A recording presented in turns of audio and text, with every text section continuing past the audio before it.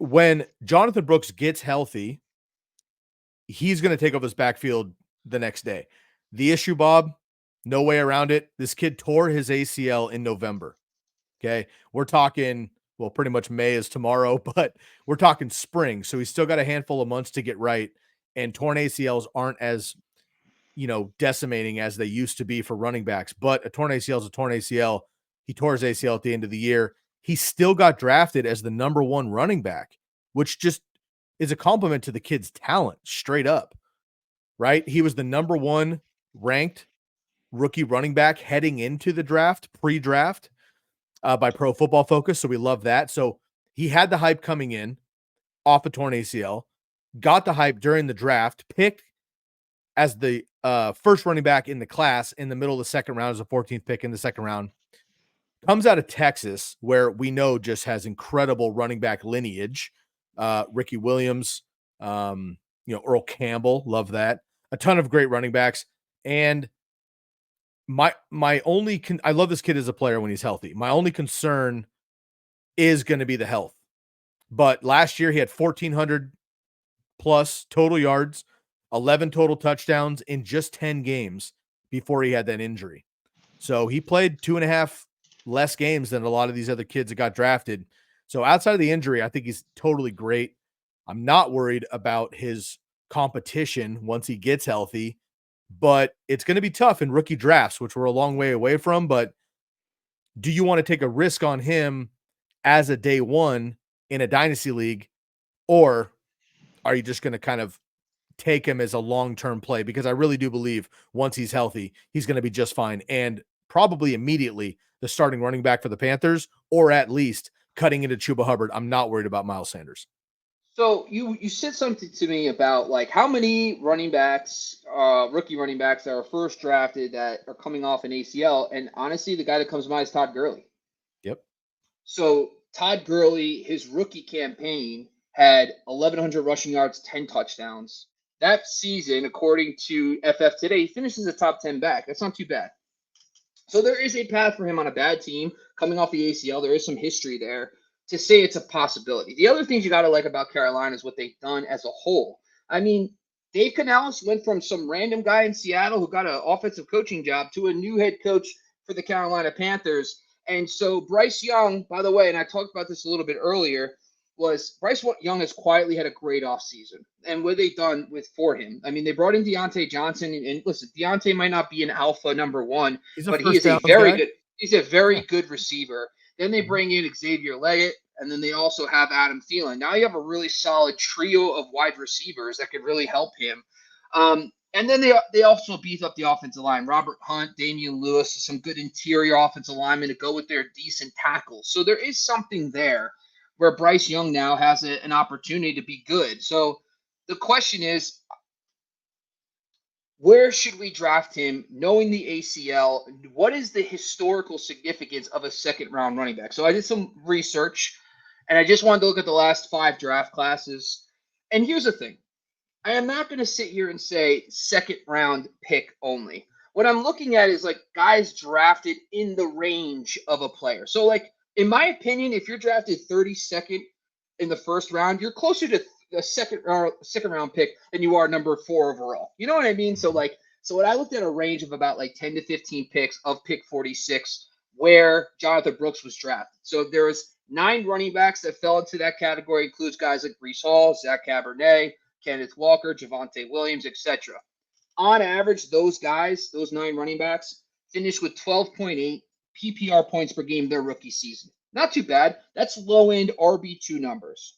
So honestly, if you're thinking about like 22 to 24, and then you factor in the ACL, I think maybe I would feel comfortable with him as a high-end RB3 to start the season.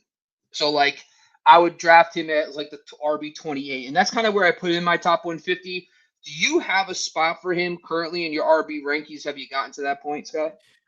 I do not have any rookie running backs ranked yet. I have my rookie or my article for my draft reactions to the running back position that just dropped on our website. That's of course football.razzball.com, where all of our content is listed. So go check out my article there that just dropped earlier this week, I've listed all of the top 10 running backs that were drafted. Jonathan Brooks, of course, being first, but I broke down the top 5 and then gave a quick honorable mention to the next 5. I have not ranked them yet, Bob. I don't think any of them deserve a rank yet inside the top 30. That might, that'll change over the summer potentially.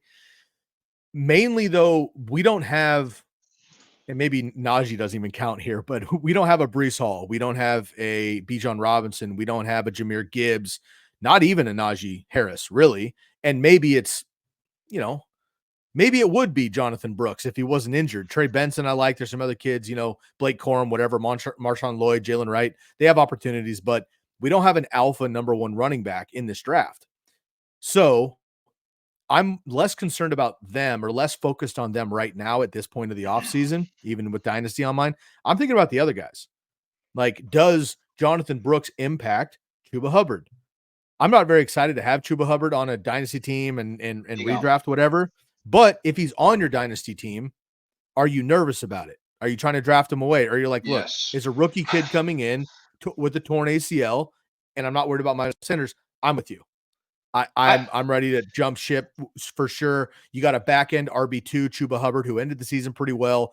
There's, chunk him into a deal. Nobody's going to take him on his own, but chunk him into a deal and, sit on Jonathan Brooks if you can. I would not rely on Jonathan Brooks because of the injury. And I keep mentioning the injury because that's what matters to me.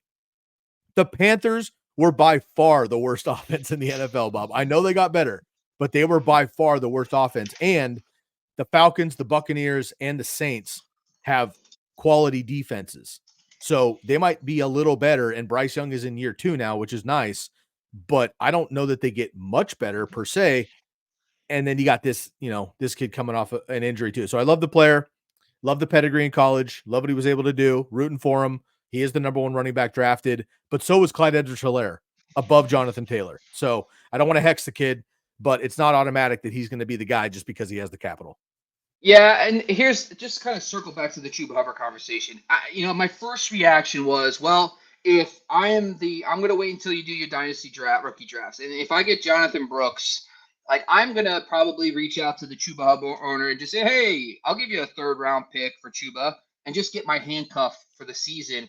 And what if Jonathan Brooks is on the PUP list to start the year? Now you got Chuba to be your RB2 to start the year. So there might be something there from a dynasty value standpoint, but Chuba is a free agent after this year. So really, to be honest with you, it's probably a 1-year idea, but it might not be a terrible idea, especially if the Chuba owner is willing to give him up for like a 3rd, something like that, low pick.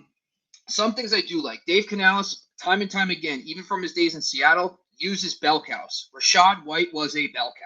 So from a dynasty perspective, yes, in 2024, the ACL, probably the offense, trying to figure out the Canales offense and all that's going to be a little bit crinky, maybe not ideal. But Dave Canales has no problem giving a running back 300-plus touches. I am all in on that from a dynasty standpoint. So not an issue there, especially with the investment they made around Jonathan Brooks as well, with Deontay, a 1st-round wide receiver, and they have Bryce Young. And I'm not really going to give up on Bryce Young just yet. So there's all that aspect to me, kind of like, I think the question is, from a dynasty rookie draft, is Brooks, there isn't like a clear, like you're probably looking at the receivers and the quarterbacks this season in your drafts, but where do you pull the trigger on a Jonathan Brooks? Because a running back's a premier position. So like even in dynasty, he probably gets a little bump.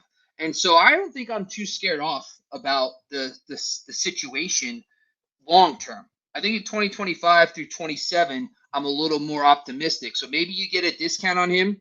And maybe if you're a better team who doesn't necessarily need a stud running back, he might be a value like at 1.078 range if he falls that far. So